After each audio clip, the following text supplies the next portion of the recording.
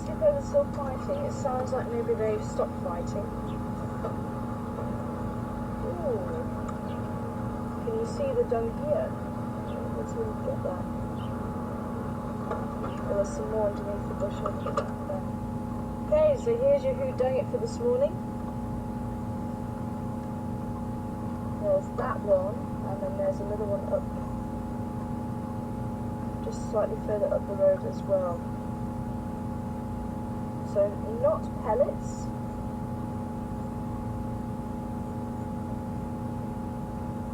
It's quite large particles, but it's not in balls. So that is how it comes out of the animal. When they do fly, there's some more here.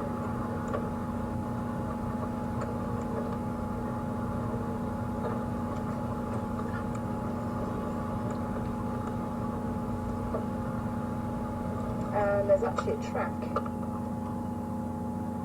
just there. We've got 1, 2, 3, 4 toes and the pad at the back there.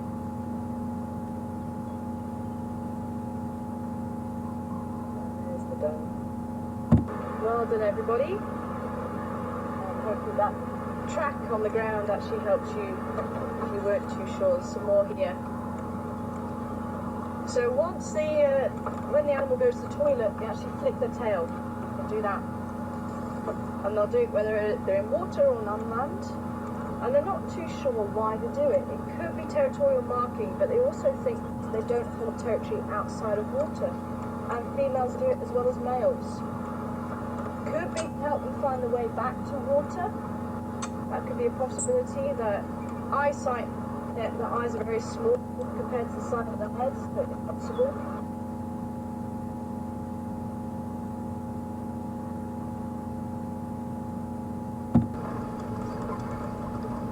For a bit of time water, you can't swim.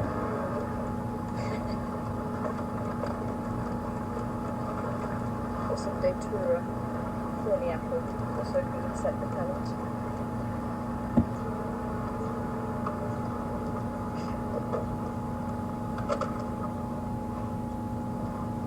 Now boys, what's going on? Apparently this is a decent size dab. We both want to claim it.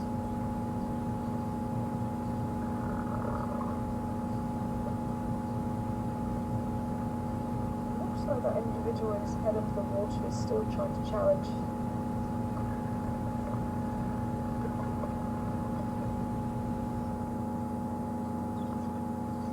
Throwing his body out. And here's blowing bubbles and sounding like it's a creaking door up.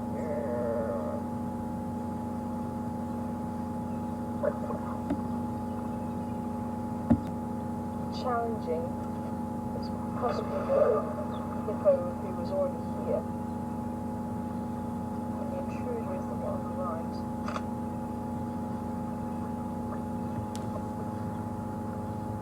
He's really not happy.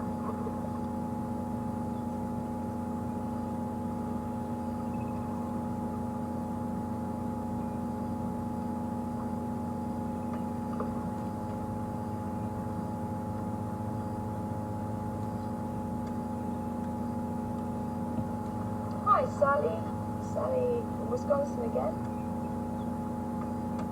So I'd like to know how deep the water is the hippo standing. And it is. The water level, it has dropped since I last saw it, but again, it could be that it's deeper in other places where it wasn't as deep before.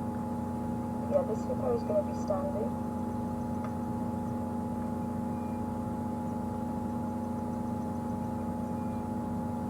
Certainly in past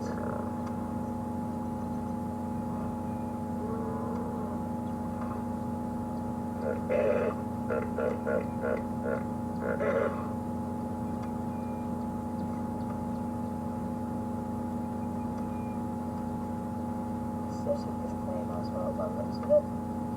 But certainly in past summers the water level has been much higher.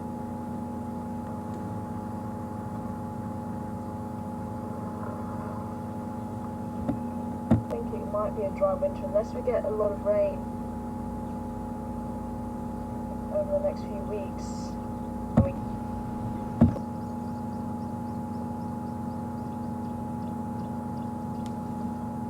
So it looks like it's been attacked by a paintbrush. Splash of yellows and reds all over the body and the eyes.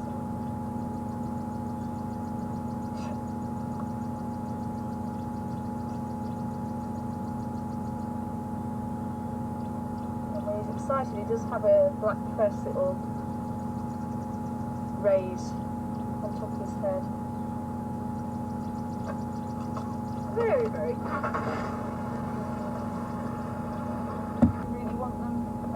All those sorts of things. Food, you can produce shelter.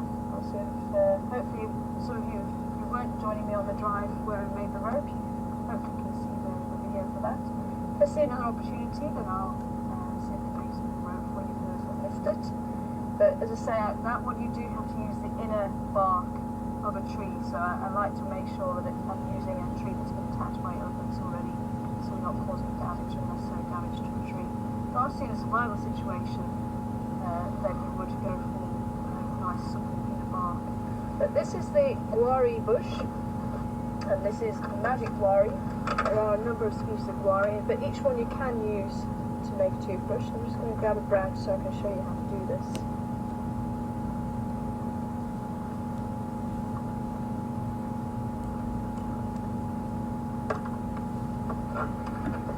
So, too much about having a little branch go missing.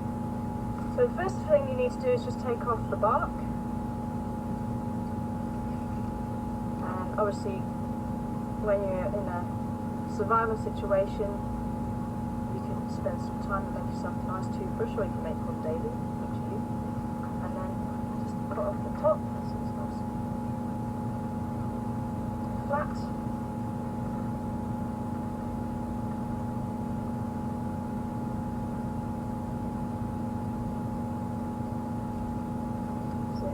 See, it's nice and flat there. And then all you do is just start prizing apart the fibres, because it's a very fibrous bush. And you start prizing apart, and you can start to see it start to form a little brush head. And so all the guaris do this.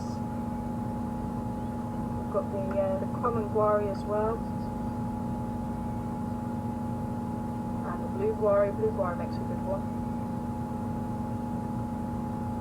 You can start to see there's a bit of a brush there, and then you can actually make it a little bit more supple by doing that.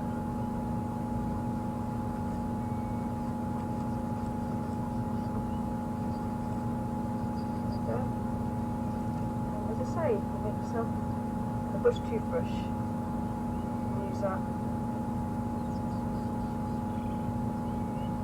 And it does have some antibacterial properties about it as well. So as far as the dental side of things goes, it's a pretty good brush to use as a toothbrush. Doesn't really taste of much either. So, but you can see the leaves are quite wavy, and that's very characteristic of the magic guari.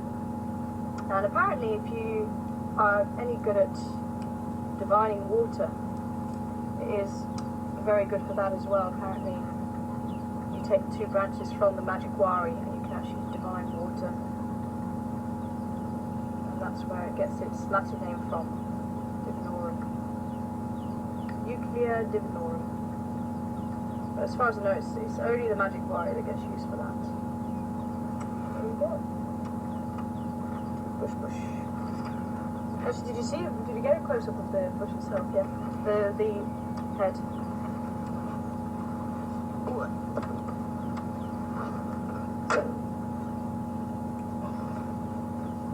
Find some old leadwood.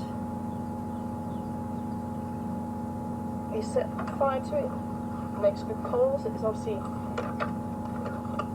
going to be taking quite a long time to produce those coals, so you need to make a fire and then put the leadwood log on it and allow the log to catch fire, and it'll take quite a while. But once it gets going, it produces coals that stay hot for very long, and that's good cooking coals. So you like to have hardwood for that, and the softwood actually helps to get the fire going in the first place. So that creates the heat to allow you to burn your thicker piece of wood and the heavier piece of wood for the cooking coals. And then afterwards you get the ash, mix it around with a bit of water, get your toothbrush, and then you can brush your teeth. You can see he's actually got his head down and testing to see if she's in estrus. You can see he's doing what's called the Flerman grimace, pulling his lips back. And what was dribbling out of his mouth, believe it or not, would have been her urine. So giraffes don't just test when the females urinated on the ground. They go one step further. They actually take the urine in the mouth, swill it around, which is what he's doing now. Try and get a good idea of whether she's in estrus or not. The receptor cells are just above the gums in the mouth, and that's why they curl the lips back, to expose those receptor cells so they can get as much chemical information as possible. Even the male to kind of try and find his feet after she just leaves. You've got to feel sorry for them. But what made me realise he was a male is the size of those ossicones, and it was actually quite nice to see the comparison. The females' horns, or ossicones as they're called, the horns do have to be short and fat to be robust, so they don't snap while they're fighting. In South Africa, and on the planet actually, males, you can get males reaching about 1.2 tons of weight. Who knows?